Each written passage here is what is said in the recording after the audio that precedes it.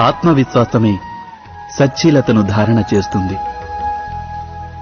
ఈ ఆత్మవిశ్వాసం అంటే ఏమిటి? జీవితంలోని సంఘర్షణలు తమను నిర్వీర్యం చేస్తాయని నమ్మేవారు తమ ఆత్మవిశ్వాసాన్ని కోల్పోతారు. వారు సంఘర్షణలను అధిగమించడానికి మారుగా వాటిని వదిలించుకోవాలనే ప్రయత్నం చేస్తుంటారు. అలా కాక సంఘర్షణలు తమను అధిక శక్తివంతం చేస్తాయని విశ్వసిస్తే సరిగ్గా వ్యాయామం వలన దేహశక్తి పెరిగినట్లు ప్రతి ఒక్క సంఘర్షణతో పాటు వారిలో ఉత్తేజం పెరుగుతుంది.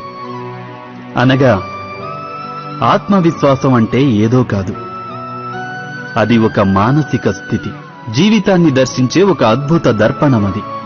అయినా జీవితాన్ని దర్శించగలిగే సామర్థ్యం మనిషి వశంలోనే ఉంటుంది కదా. మీరే ఆలోచించండి.